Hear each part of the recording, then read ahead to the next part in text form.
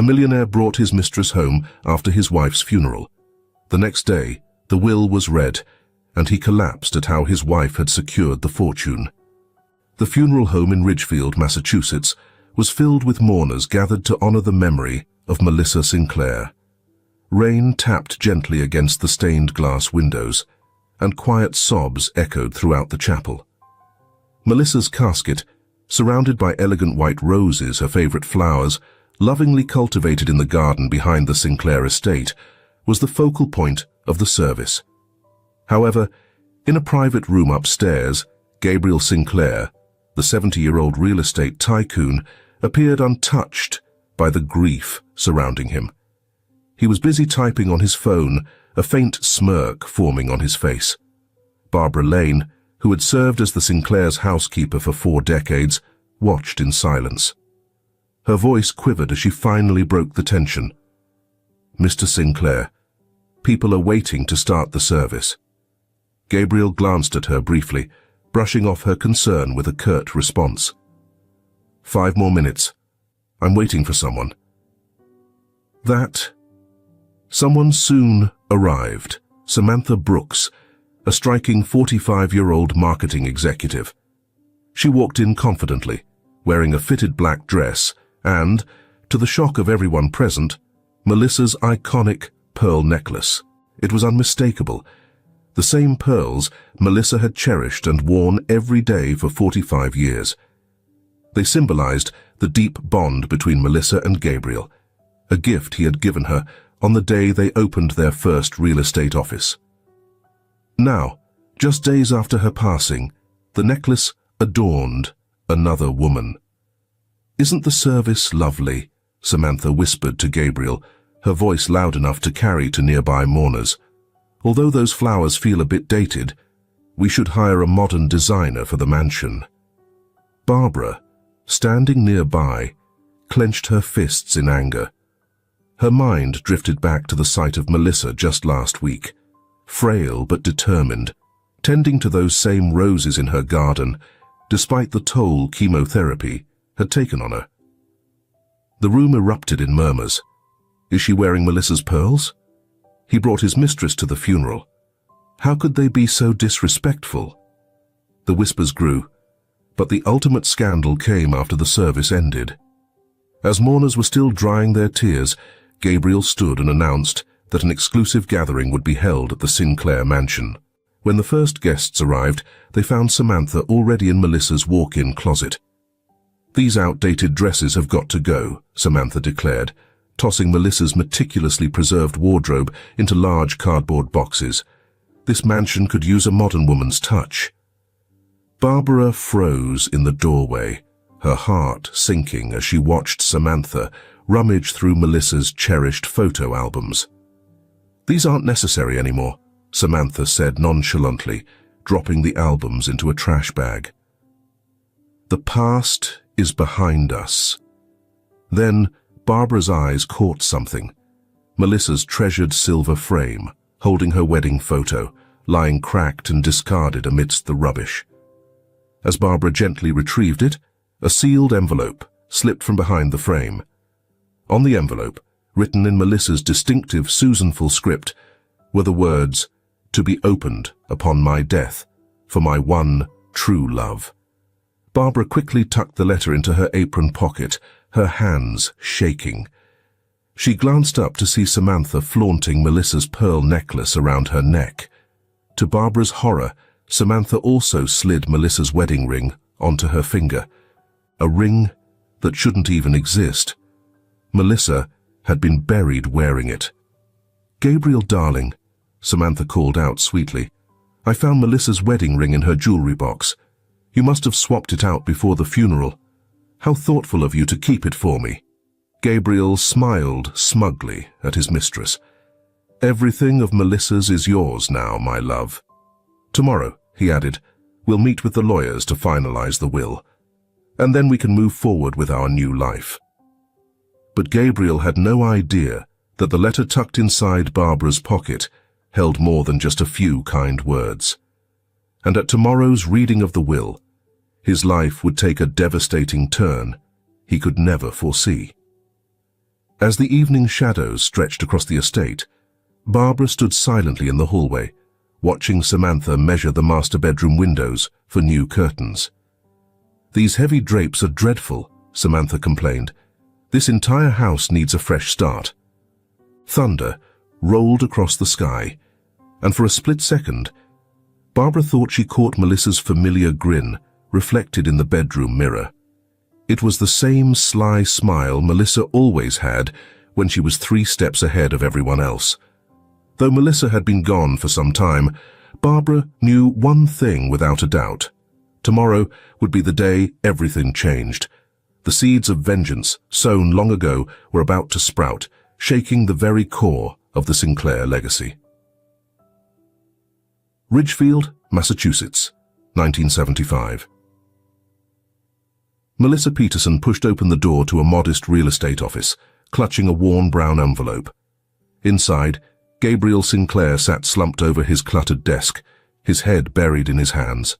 Unopened notices and overdue bills were scattered everywhere. Without lifting his head, he muttered, "I can't pay you this week. The bank's foreclosing on the office. It's over." Melissa settled into the chair across from him and placed the envelope on the desk. "Actually, I might have something that can help," she said, sliding out a check. "My grandmother left me a small inheritance. It's not much, but it's enough to keep the office afloat and give us a fresh start." Gabriel's head shot up, his eyes wide. "Melissa, I can't take your money." "It's not a handout," Melissa replied, her tone firm. "It's an investment. I've seen how talented you are, Gabriel. You're incredible at sales, but you need someone to manage the finances. Someone like me." She smiled softly. Gabriel grasped her hands across the desk.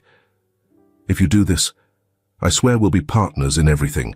I'll never let you down." That vow endured for exactly 45 years, 2 months and 3 days. In the months leading up to her death, Melissa often sat in her home office, thumbing through old photographs.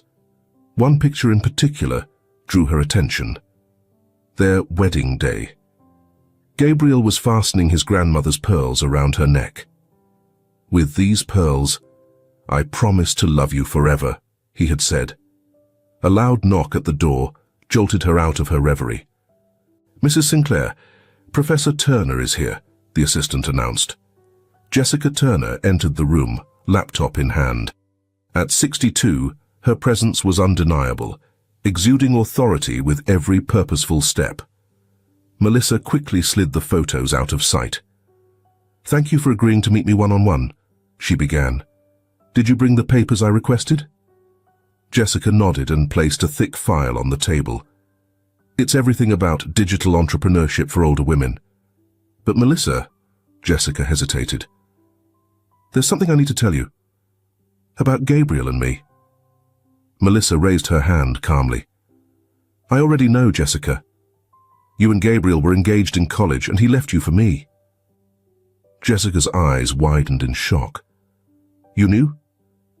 "I came across his old letters to you last month," Melissa said evenly.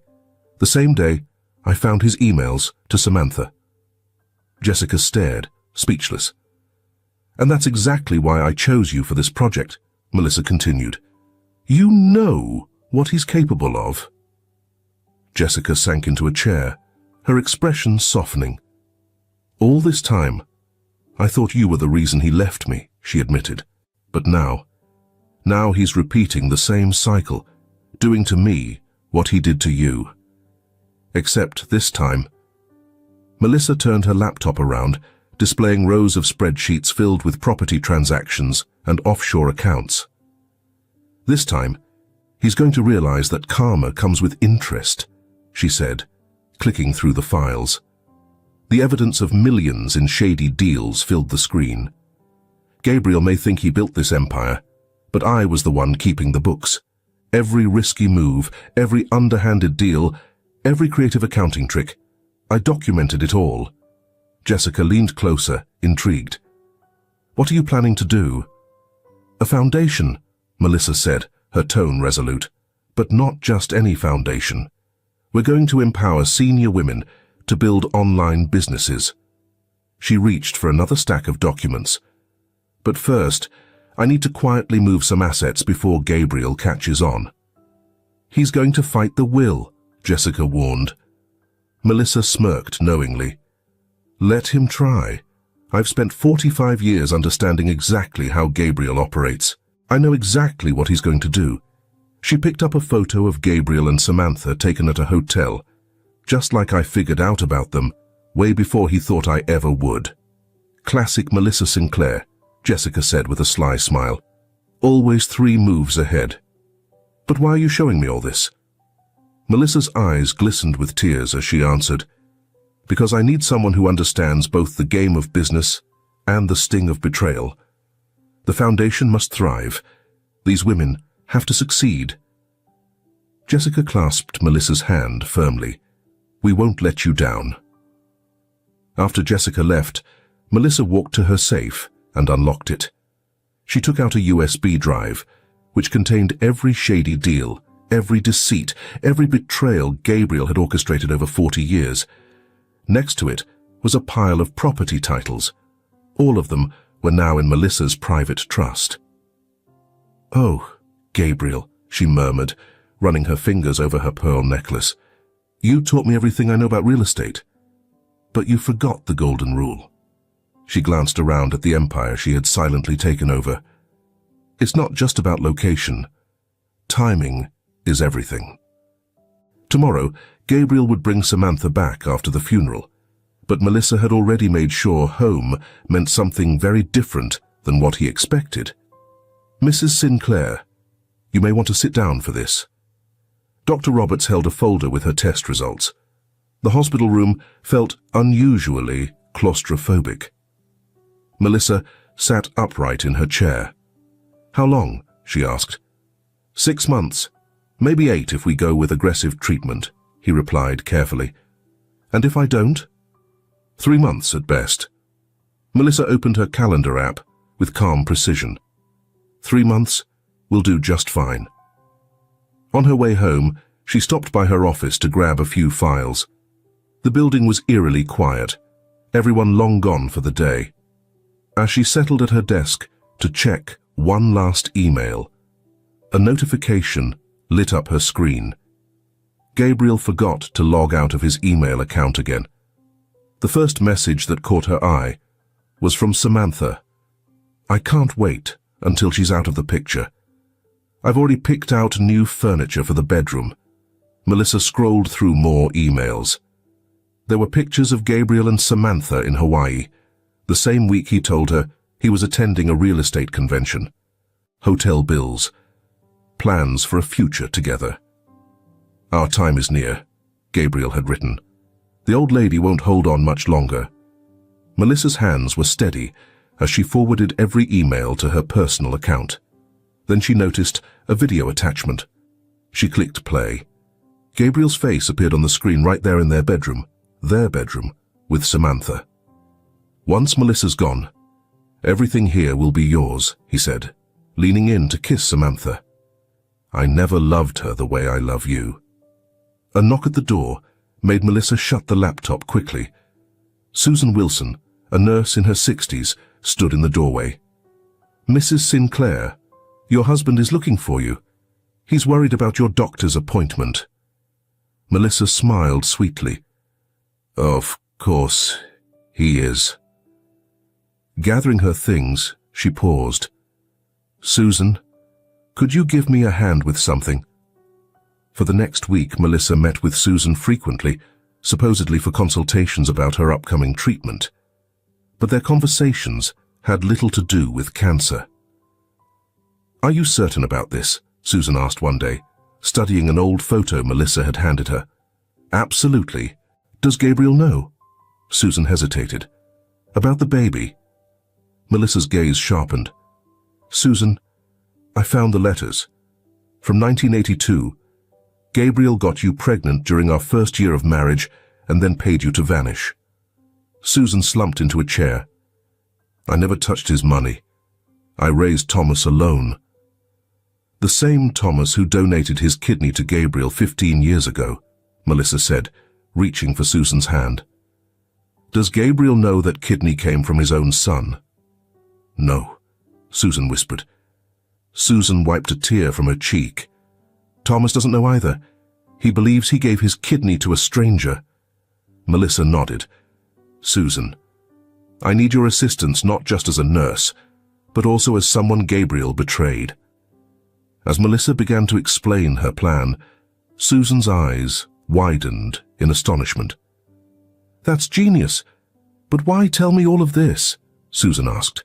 Because in 6 months, Gabriel will need someone to explain exactly why he's lost it all, Melissa replied, handing Susan a sealed envelope, and you'll be the one to deliver the message. Later that evening, Melissa attended her first class on entrepreneurship. Jessica, the instructor, was teaching older women how to launch online businesses. Watching them learn about websites and social media, Melissa felt her plan take even clearer shape. At home, Gabriel was waiting for her. Where were you? I've been worried sick, he said. At therapy, Melissa lied smoothly. Doctor's orders. Gabriel embraced her tightly. Whatever you need, honey. I'm here for you. Melissa hugged him back, feeling the weight of the USB drive hidden in her pocket. I know you are, dear.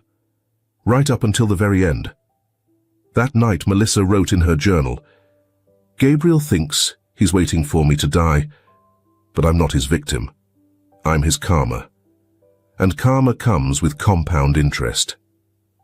She glanced at a photo of Susan's son, the kidney donor Gabriel never knew about, and smiled. Some secrets were meant to be carried to the grave. Others were worth saving for just the right moment. Tomorrow, she would begin selling their properties. Next week, she'd transfer the money. And in 6 months, Gabriel would learn the hard way that his biggest mistake wasn't betraying her. It was underestimating her. In the chemotherapy ward at Ridgefield Memorial, the air was filled with the low hum of conversation.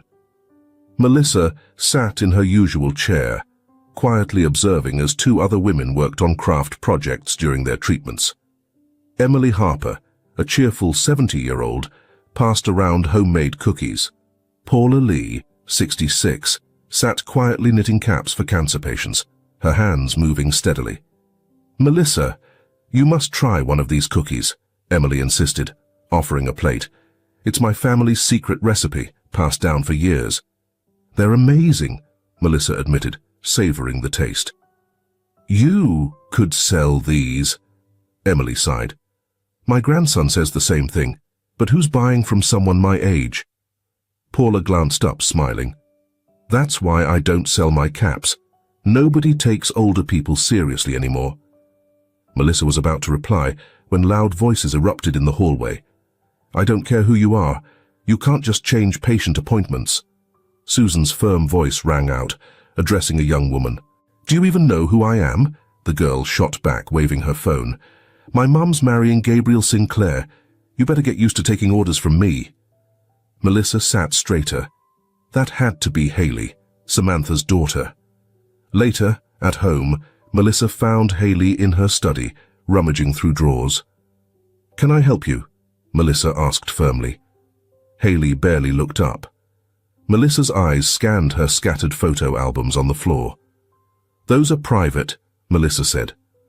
We're private, Haley sneered. Mom says this will all be ours soon. She grabbed a photo. Who's this man with Gabriel? Melissa took the photo. Gabriel stood beside Jonathan Brooks, Samantha's father, 2 decades ago. Just an old business partner, she said. Mom never talks about my grandfather, Haley muttered. She said he abandoned her. Melissa sat down. Is that what she told you? Jonathan didn't abandon anyone. Gabriel ruined him. Haley froze. What do you mean? Jonathan Brooks was Gabriel's partner. Everyone, including the one where he discussed how to destroy Jonathan Brooks. But there's more. Samantha's been recording him too. Melissa's lips curled into a smile. Of course she has. She's Jonathan's daughter, after all. Melissa, these recordings, They could bring everyone down, Catherine warned. That's the goal, Melissa replied evenly. Sometimes, destruction is necessary to rebuild. That evening, Melissa met Emily and Paula at a cafe. A business course, now? Emily asked, skeptical. Why not? Melissa said, pulling out a course outline. We've got skills, experience, and stories worth sharing. Let's make them work for us. Paula touched one of her knitted hats. Do you really think people would buy these? I know they would, Melissa replied, opening her laptop with a confident smile. Let me show you something. Melissa's tone was steady as she explained Jessica's digital entrepreneurship program. She noticed the growing interest in their eyes. These women, like her, had been underestimated for years. Her phone vibrated with a message from Susan. Haley asked about her grandfather at the hospital today. She seems really upset, Melissa responded. The truth has a way of rattling people. Just as she hit send, another text came through from Barbara. Mrs. Sinclair, Haley's been crying in her car outside the mansion for an hour. Should I check on her? Melissa's reply was swift. No. Let her work through it. The truth is best learned through experience. Melissa's gaze returned to Emily and Paula, now animatedly sharing ideas for their ventures. This wasn't about vengeance anymore. It was about building something lasting. Her legacy wouldn't rest on Gabriel's downfall, but on empowering those he dismissed. In Jessica's classroom at the community college, women over 60 sat engrossed in their laptops. From the back row, Melissa watched Emily create her cookie business website. Remember, Jessica told the class, your experience is your advantage. People trust wisdom. Melissa's phone buzzed once more. A text from her lawyer read, 3 more properties transferred. Gabriel hasn't noticed yet. Mrs. Sinclair, Linda, Gabriel's secretary for over 3 decades, appeared in the doorway. Mr. Sinclair is looking for you. He's furious about the Westbrook Plaza sale. Melissa checked her watch. Everything was on track. At Sinclair Real Estate, Gabriel was pacing in his office. Who approved the sale of Westbrook Plaza? That was worth millions, he barked. You did, sweetheart, Melissa said smoothly, handing him the document. Here's your signature, Melissa said, holding the paper. Gabriel froze. I didn't sign this. You did, last month. During dinner, when Samantha wore that red dress you bought her. Gabriel's face turned pale. How do you know about that dress? He stammered. The same way I know about the house in Miami, Melissa replied with a calm smile. I know everything, Gabriel. Before he could respond, his assistant rushed in. Sir, Turner Construction is withdrawing from all projects. They claim there's evidence of unsafe materials. What?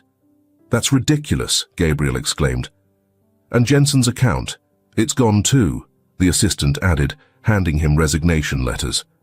Half the sales team quit this morning as well. Gabriel sank into his chair. This can't be real. It's real, Melissa said softly, just like you planned Jonathan Brooks's fall to be real. You don't know anything about that, Gabriel growled. Melissa played a recording from her phone. His voice, unmistakable, laid out the plan to frame Brooks. Where did you get that? Gabriel demanded. The same place I got everything else, Melissa said. You should really change your passwords, dear. Samantha stormed in just then. Gabriel, we have a major issue. Not now, he barked. Yes, now, she insisted. Haley's asking about my father. She found old articles about the trial. She knows what you did. As they argued, Melissa slipped out. In the hallway, she met Jessica. How many women joined? Melissa asked. 30 so far, Jessica said. Emily's cookies already have pre-orders, and Paula's caps are trending. Perfect. And the other matter? Melissa asked. Jessica handed her a stack of letters. Found them in the attic. Every promise Gabriel made before he left me for you. We'll need those later, Melissa said, for when he tries to fight the will. That afternoon, Melissa met with her lawyer. Is everything in place? Properties moved? Documents submitted? Evidence secured? She asked. He hesitated. Melissa, this isn't just revenge. You're dismantling everything he's built. Not dismantling, she corrected. Transforming. How many properties did we donate to the Women's Business Initiative? 5 office buildings and 3 retail spaces, he replied. Gabriel's going to explode. More than explode, Melissa said. He'll try to stop it. She handed him a USB drive. That's why we have this. Later at the hospital, Susan updated her. Thomas asked about his father again, Susan said. He's putting things together. Does he know he saved Gabriel's life? No, but as a doctor he could access the transplant records. Melissa smiled. Perfect timing. Her phone buzzed with a message from Haley. Is it true? Did Gabriel ruin my grandfather? Melissa replied, Ask your mother about Project Sunrise. Ask why she came back to Ridgefield. That evening, Melissa joined her last class at Jessica's program. The women were sharing updates. Emily had deals with 3 restaurants. Paula's caps were featured in a fashion blog. Even Barbara was starting a home organizing business. You've given us our power back, Emily said. No, Melissa replied. I just reminded you where it was. On her way home, a message came from her lawyer. All transfers done. Everything's untraceable. Gabriel's name is gone. Melissa touched her pearls, the ones Samantha would wear, and smiled. Everything was set. Tomorrow marked the beginning of her final treatment. Within 3 months, her time would come to an end. But her revenge? That would endure. And Gabriel? He was about to realize that the empire he built on deceit was no match for the power of truth. It would all start with the ultimate price, his own son's betrayal. At the law office of Davidson and Partners, the room fell quiet as Melissa's will was about to be unveiled. Gabriel sat with an air of confidence, his hand resting on Samantha's. Barbara, still in her housekeeper's uniform, lingered in the corner, while Susan stood near the doorway, clipboard in hand. Before we begin, Mr. Davidson announced, Mrs. Sinclair instructed that we play a video first. Gabriel's brow furrowed. A video? He questioned. Just as the screen came to life, revealing Melissa's face, she wore her signature pearls, the very ones now adorning Samantha's neck. Hello, Gabriel, her recorded voice greeted. If you're watching this, I'm no longer here. By now you've probably already moved Samantha into our home, she said, her voice calm but firm. But let's talk about that home for a moment. And the empires built on lies. Gabriel's confident smirk began to waver. First, Melissa continued, the Sinclair real estate empire. Over the past 6 months, I've been transferring properties out of the company, all perfectly legal, all with your signature. Do you remember those documents you signed over dinner with Samantha? Gabriel's face turned pale. 75% of the properties have been sold, Melissa went on. The proceeds established the Melissa Sinclair Foundation for Women's Entrepreneurship. The remaining properties, donated directly to the foundation. This is impossible, Gabriel shot up from his chair. Oh, but it's done, Melissa's voice replied coolly. Everything was in my name. You made sure of that to avoid taxes. Samantha gripped Gabriel's arm tightly. What does she mean? She asked, her voice unsteady. Melissa leaned forward with a pointed look. Don't forget the building code violations you covered up, the fraudulent loans, and poor Jonathan Brooks, Samantha's father. You framed him to hide your crimes. Samantha let go of Gabriel's arm, her hand trembling. The evidence is secured with several law firms. If you contest this will, everything goes straight to the authorities.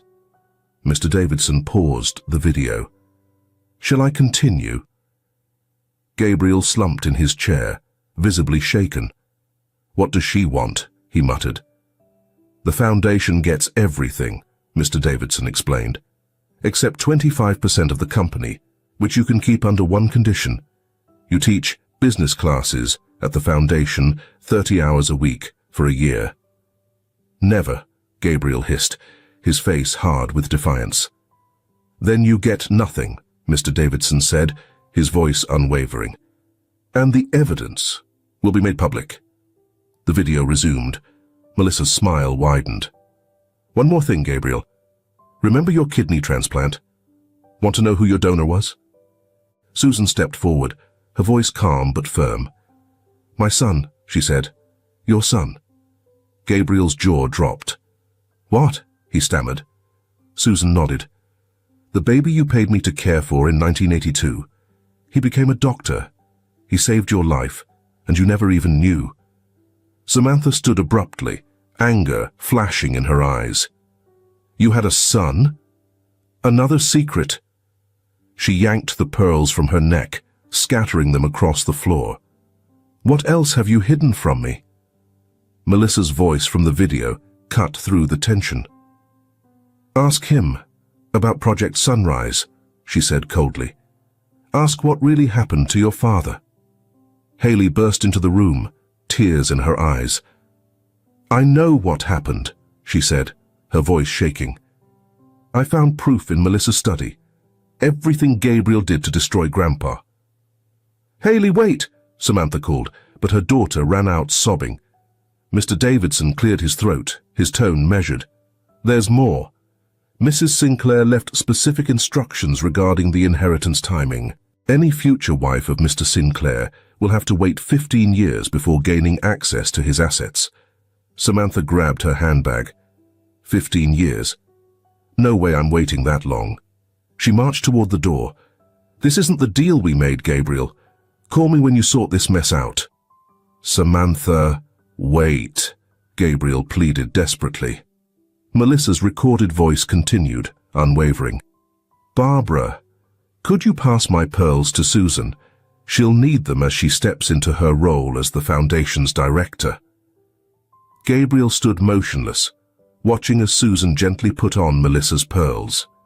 Then, Melissa's final words echoed. Oh, and Gabriel, remember when you told me you never loved me the way you loved Samantha? You weren't wrong. I loved you enough to build an empire with you. But you loved me so little that you couldn't even wait until my funeral to replace me. The screen went black, leaving a silence that spoke volumes. Gabriel sat in silence among the ruins of what he had once created. The Foundation's first classes start next week, Susan informed him. Don't be late. Your students will be expecting you. As the others left the room, Barbara quietly placed an envelope in front of Gabriel. Mrs. Sinclair wanted you to have this privately. With unsteady hands, Gabriel opened it to find a single photograph, him and Melissa in their early days, full of ambition and hope. On the back she had written, The biggest mistake in real estate isn't location, Gabriel. It's thinking you own something that never truly belonged to you.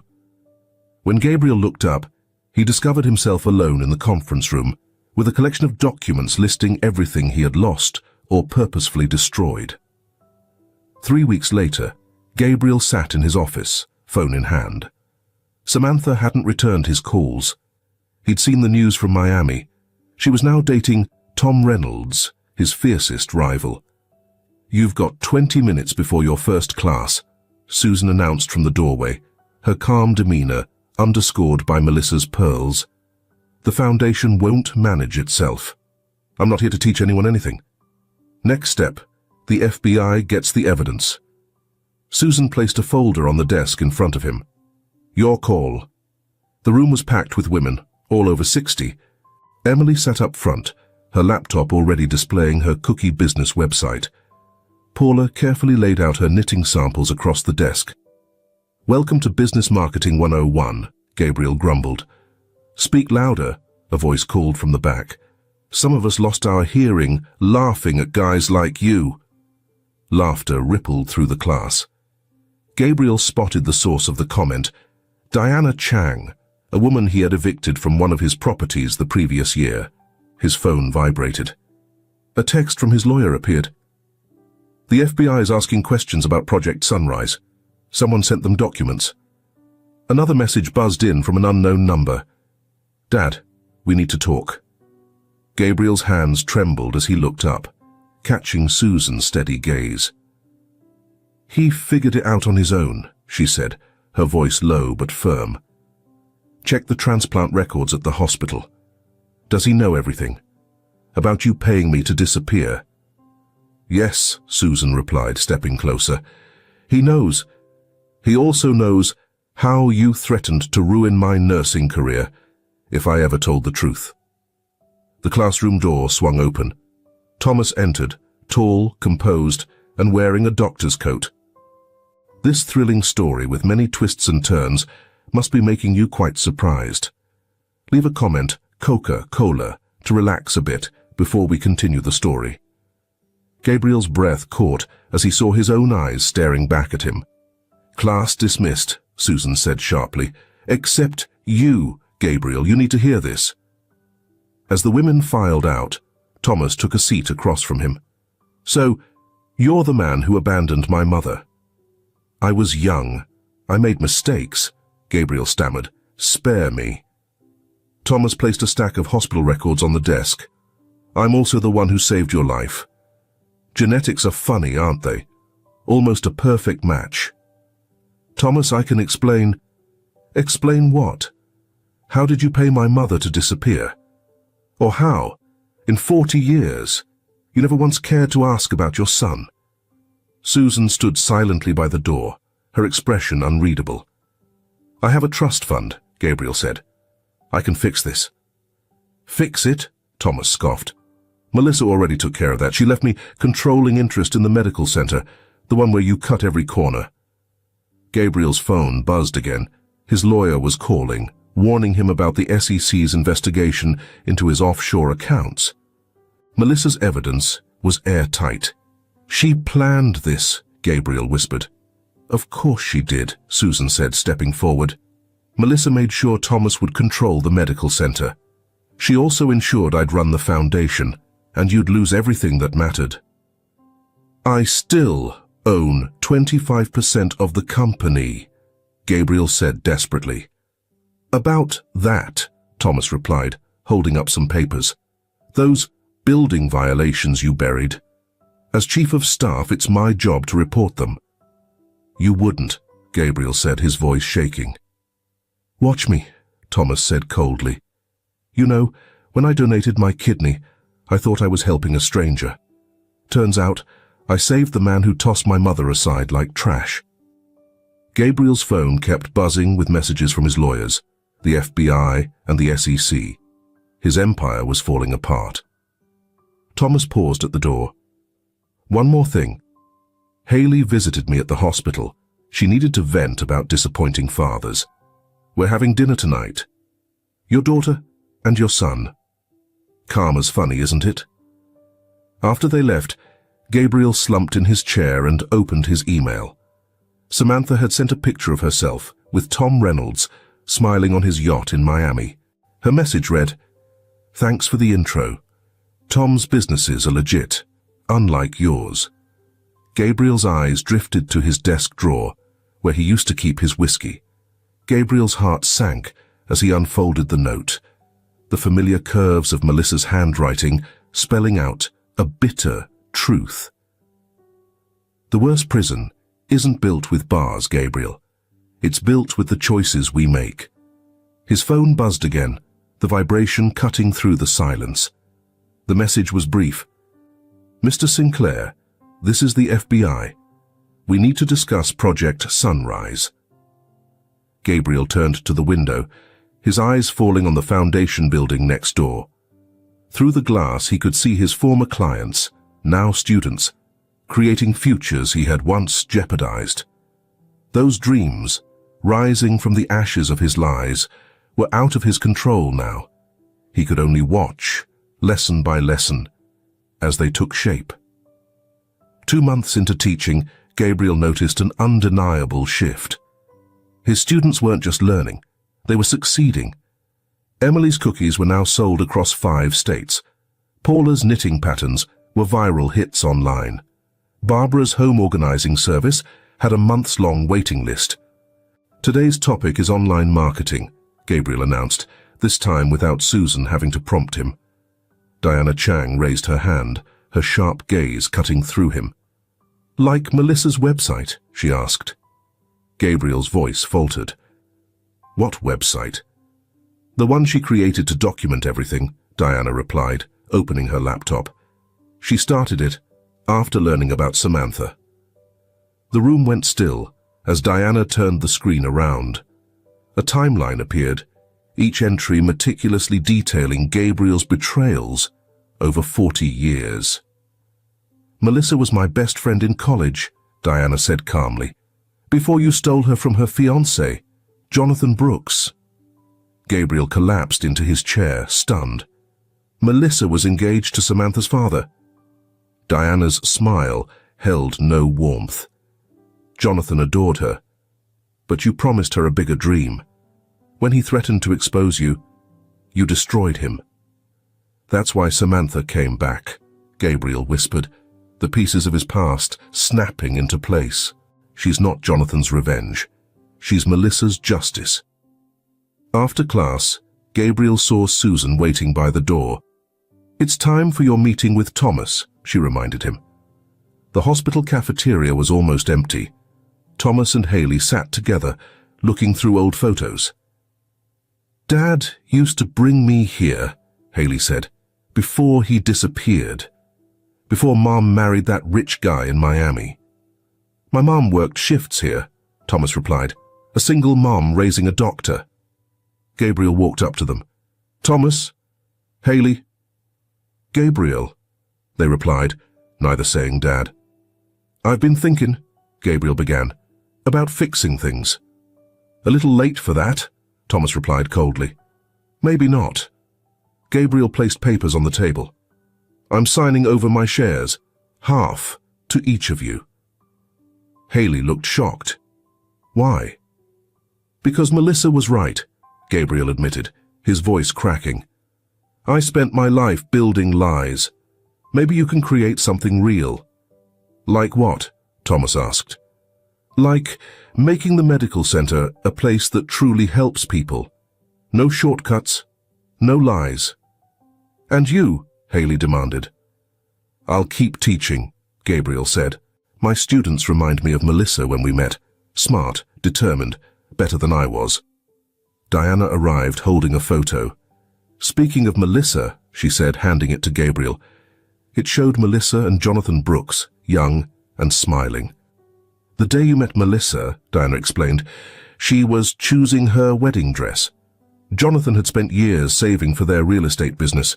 Then you offered her a partnership. Gabriel stared at the photo, his voice low. I didn't know. You never took the time to ask, just like you didn't ask about Thomas, or why Samantha really returned, or why Melissa held on to every receipt, document and shred of evidence, exposing your deceit for 4 decades. But why bring this to my attention now? Diana gave Melissa's trademark, knowing smile. Because tomorrow's lesson is about karma, and you're the prime example. That evening, Gabriel stayed late at the foundation. A new visitor approached his desk, an older woman he didn't recognize. Can I help you? Actually, I'm here to help you. She sat down, calm and assured. I'm Jonathan Brooks's mother. Melissa asked me to give you this after she passed. She handed him a sealed envelope. Inside was the original partnership agreement Gabriel had signed with Melissa, dated 1975. Scrawled across the bottom, Melissa had written, "The best revenge isn't destroying someone's dreams, Gabriel. It's letting them feel what it's like to see others build their dreams on the ruins of yours." Gabriel looked up, stunned, but Jonathan's mother had already left. He glanced out the window at the courtyard, where his students were gathered. Women he might have dismissed in the past were now creating thriving futures, not with lies like he had used, but with the truth Melissa had empowered them with. For the first time, Gabriel Sinclair felt the weight of true poverty. The foundation flourished beyond Melissa's wildest dreams. 6 months after it opened, Emily's cookie business secured a contract with a national grocery chain. Paula's knitting patterns earned her a feature on a popular morning show. The waiting list for classes swelled to over 300 women. Gabriel witnessed it all from his modest office, a repurposed gardener's shed on the mansion's grounds. "Your 9 o'clock is here," Susan announced, interrupting his thoughts. Samantha entered, her demeanor noticeably more subdued than before.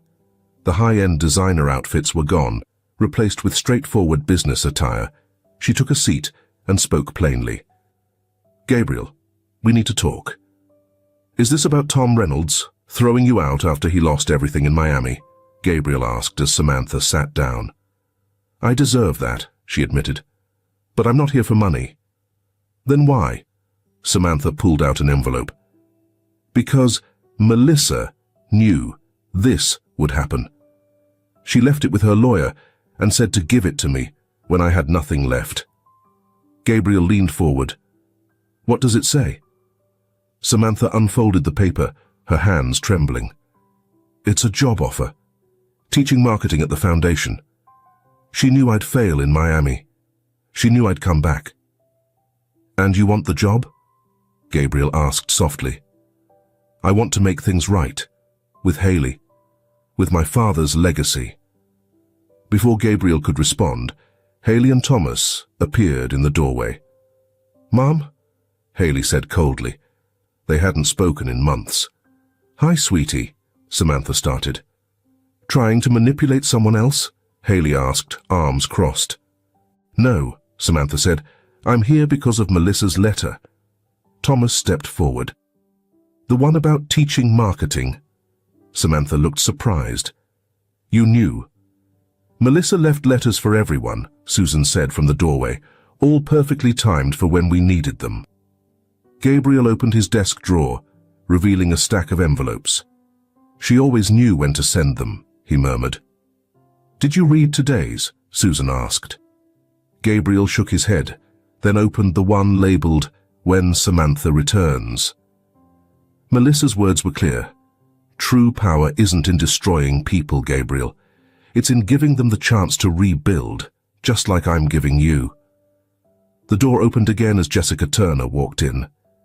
"Your new marketing team is ready," she said. Samantha followed her to a classroom where 20 women were waiting. "These are your new students," Jessica said, gesturing to the women, all former victims of Gabriel's business schemes. Each of them had lost something to Sinclair real estate. Now, they were here to figure out how to rebuild. Samantha faced the group of women. "I'm not who you think I am," she said quietly. "We know exactly who you are," one woman interrupted. "Melissa told us about your father, your revenge plan, everything." "Then why would you want me to teach you?" Samantha asked, her voice shaking. Jessica stepped forward. "Because Melissa believed in second chances," she said, "even for people who don't deserve them." Gabriel watched as Samantha began to cry. For once, her tears seemed genuine, not the calculated ones he'd seen before. Haley shifted closer to her mom. "Dad's teaching here too," she said softly. Maybe we can all learn something." Thomas placed a hand on Gabriel's shoulder. "Melissa's last letter to me said something I keep thinking about. Forgiveness isn't forgetting the past. It's about building a better future." Susan touched her necklace. The pearls Melissa left her. "The foundation's anniversary is next week," she said. "Melissa had special instructions for the event." "What kind of instructions?" Gabriel asked. Susan smiled. "You'll see. She saved her biggest surprise for last." As the class started, Gabriel noticed Samantha struggling to connect with her students. She wasn't succeeding yet, but she was trying. It reminded him of his own struggles. His phone buzzed. A message from Jonathan Brooks's mom appeared. Melissa's final video will play during the anniversary. Are you ready for her last lesson? Gabriel looked around the room, his son, his almost daughter, his ex, Mistress. He saw the lives he'd hurt and the people working to rebuild. He typed his reply, "No, but maybe I'm not supposed to be." The reply came instantly. "Melissa said you'd say that. She also said it means her plan will work." Gabriel glanced at Melissa's unopened letter in his pocket. Her words echoed in his mind.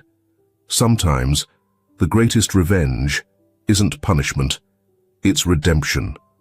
The morning before the Foundation's anniversary, Susan found Gabriel staring at Melissa's pearls in their case. "Do you know the real story behind those?" she asked. "I gave them to her when we got our first office," Gabriel said. "No? That's your story, not hers." Susan unlocked the case, removed the necklace, and revealed a tiny USB hidden in the clasp. Melissa never wore these just for looks. They were her insurance. Every conversation, deal, and lie is recorded here. Gabriel sat down, stunned. All this time. "That's not the biggest secret," Susan said, pressing the largest pearl, which clicked open to reveal a microchip. "This holds everything on Project Sunrise, your offshore accounts, and why Jonathan Brooks went to prison." "Why? Tell me now," Gabriel asked. "Because Melissa's final video airs tomorrow. You need to be ready." Jessica entered, carrying letters. "I found these in my attic," she said. "Every promise you made to me before you left for Melissa. She told me to keep them until now." Gabriel took the letters. "I was different then." "Were you?" Jessica replied, placing Melissa's diary on the desk. "Read page 43. Gabriel opened it. "Today," Gabriel proposed. "He doesn't know I heard him make the same promises to Jessica last month, but I said yes anyway. Someone needs to stop him from hurting others, even if it takes 40 years. She married me knowing I was lying," Gabriel said softly. "She married you to protect others," Jessica said. "The foundation, the workshops, the evidence, it was all planned from the start." Barbara entered with a photo album. "Mrs. Sinclair wanted you to see these today," she said. The album held photos of everyone Gabriel had wronged. Jonathan Brooks, Jessica, Susan, evicted families, and betrayed partners. Melissa kept track of them all, Barbara explained. She secretly helped them, paid for Susan's nursing school, funded Jessica's teaching degree, and supported Jonathan Brooks's mother after his imprisonment. Thomas and Haley arrived next with boxes of documents. "Found these at Mum's in Miami," Haley said.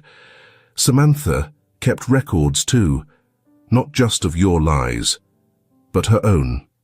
Thomas opened a file. "Samantha worked with Melissa over the past year. Every confession, every record, it was all planned." Samantha stood in the doorway. "Melissa contacted me 6 months before she died, showed me proof you framed my father, and gave me a choice. Expose you or go down with you." Gabriel scanned the room. "You were all part of this." "Melissa brought us together," Susan said. "She offered everyone you hurt the same choice, revenge or redemption." "And which did you choose?" Gabriel asked. Susan gestured at the foundation. "What do you think?" Gabriel's phone buzzed with a message from Jonathan Brooks' mother. "Ready for tomorrow's video?" Another email arrived from Melissa's old account. The pearls weren't just jewelry. They're key. Tomorrow they unlock everything. Diana entered last, with a letter. "Melissa wrote this before she died," she said. "It explains why she forgave you and chose redemption." Gabriel opened it with trembling hands. "Dear Gabriel, I could have exposed you with a single pearl's worth of proof. Instead, I turned your lies into something greater. Tomorrow, you'll understand why. The pearls you gave me meant to bind became the key to freedom. For everyone, including you. Love always, Melissa. Susan carefully closed the case, holding the pearls.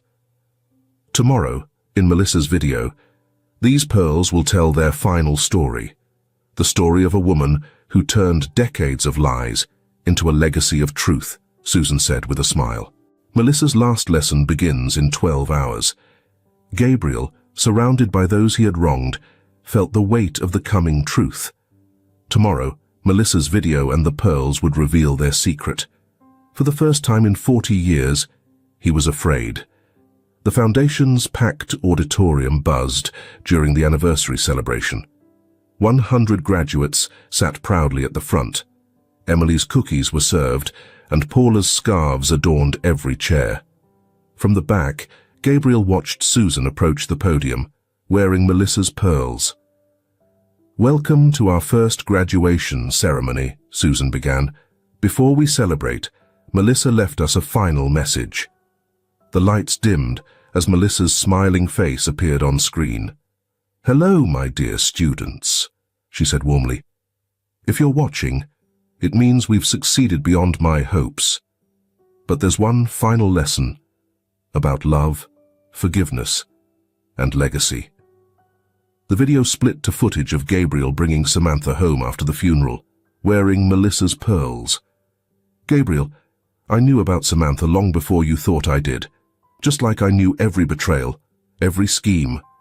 The pearls you gave me recorded everything." Gasps filled the room as Susan removed the necklace, revealing its hidden technology. "You never understood," Melissa said. "This wasn't revenge. It was love.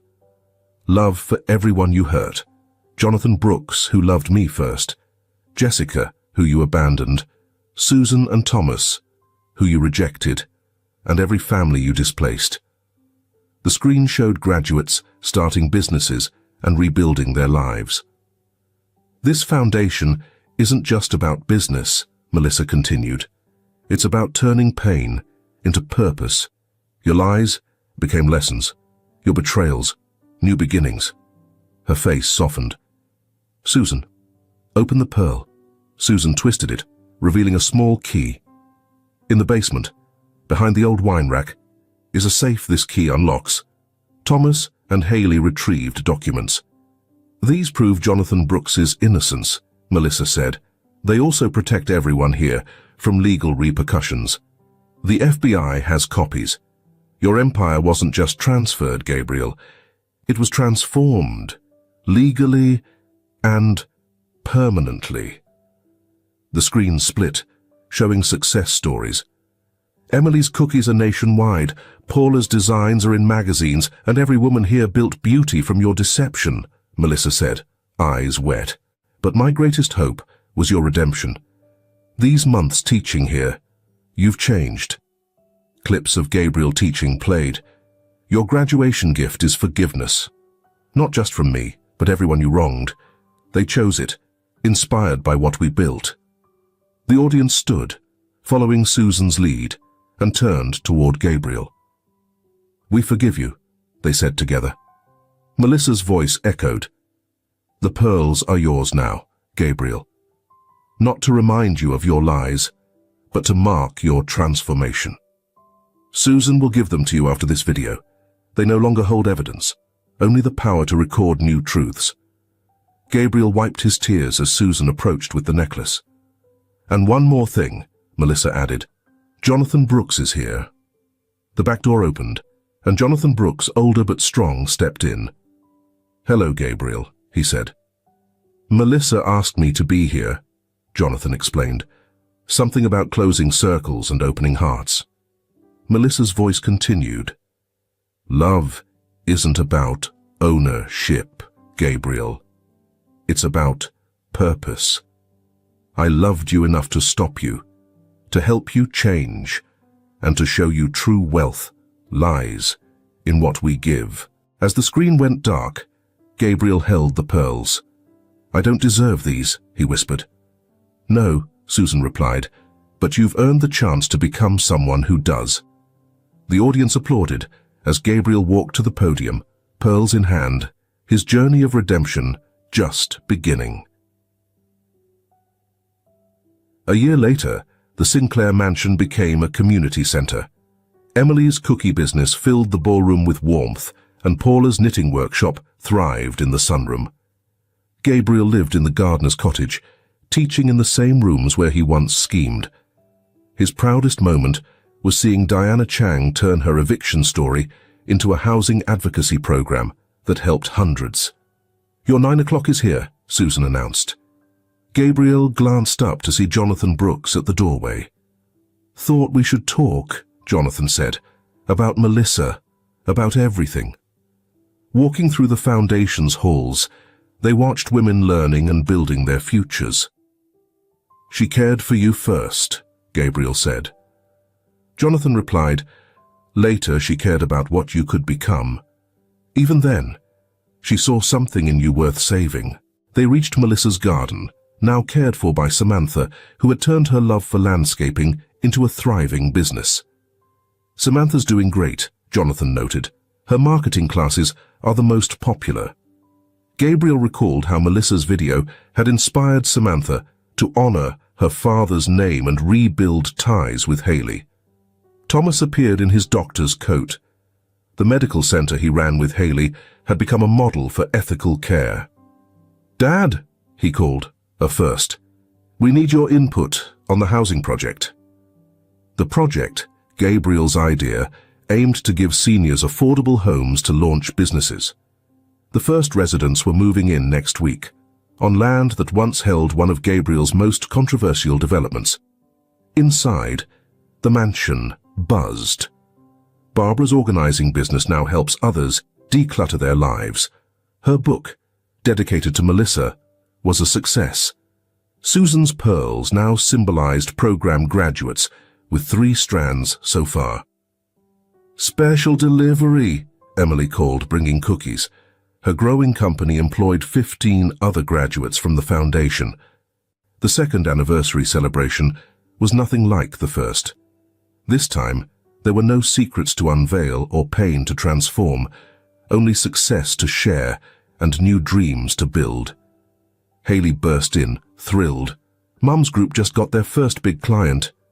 Meanwhile, Samantha's support group for women with difficult fathers had become a beacon of hope. Partnering with Thomas's medical center, they now offered counseling and career advice. "Melissa would have loved this," Gabriel said, observing the bustling activity. "She does," Susan replied. "This is all her vision." Among the mail, Gabriel found a letter in Melissa's handwriting, her final message to him. "Dear Gabriel, true wealth isn't in money or buildings, but in the lives we change. You lost an empire of lies and gained a legacy of truth. That's the real American dream, not just success, but significance. Keep growing and proving it's never too late to become who you were meant to be. All my love, Melissa." That evening, Gabriel addressed the audience, wearing Melissa's pearls as a symbol of transformation. "A year ago, we thought Melissa's story had ended. We were wrong. It was just the beginning," he said. "She didn't just build a foundation. She built a future for all of us. True power isn't in taking, but in giving. Not in destroying dreams, but nurturing them."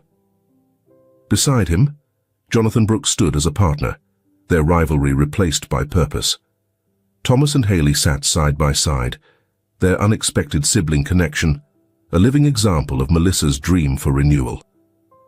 Samantha quietly observed from the back of the room as her marketing students, who had previously seemed out of her reach, had given her a love she once believed was unattainable. "Today, we're officially launching the Melissa Sterling Scholarship," Gabriel announced. "This program will give 50 women over 60 the chance to launch their own businesses every year, thanks to the proceeds from the sale of my remaining properties." Susan joined him at the podium, her elegant pearls shining under the lights. And we're expanding, she added with a proud smile. 5 new locations across the nation. Melissa's vision is going nationwide. The celebration carried on into the evening. On plates painted by another scholarship recipient, Emily served her well-known cookies. Paula's vibrant scarves adorned shoulders that now stood taller with confidence and pride. Barbara had seamlessly organized the event, her best-selling book prominently displayed at every table. Out in the garden, under a canopy of stars, Gabriel sat quietly on Melissa's favorite bench. The nearby medical center glowed softly in the distance, a powerful symbol of his newfound values, far removed from his past unethical practices. Beyond it, a housing project stood tall, each home symbolizing a new beginning for someone in need. "You did well, Melissa," he murmured into the night. "You took a man who tore down dreams and turned him into someone who helps rebuild them." A shooting star lit up the sky above. Gabriel touched the pearls hanging around his neck, no longer evidence of guilt, but now a symbol of redemption and hope. Inside, the mansion buzzed with energy. Women who had previously received little attention from society were now leaving their own legacies, not in imposing skyscrapers, but in deeds of bravery and hope. In Melissa's beloved garden, roses she had planted years ago filled the air with their fragrance, carrying her final message on the breeze. True love transforms, true power liberates, and true wealth grows when it's shared. The American dream hadn't ended with Melissa Sterling. Instead, she redefined it, one pearl of wisdom at a time. In the end, that reinvention was her greatest triumph. If this film touches your heart, leave your mark with a like, and don't forget to subscribe to our channel to explore more meaningful stories with us. Share your feelings with us and tell us your own stories. Every word you share is a building block that helps create our strong and enduring community. Together, we'll create a warm space where everyone can share and connect. Finally, don't miss the incredible stories coming your way soon. We're always here to bring you the best selections, full of deep values, yet entertaining. See you there.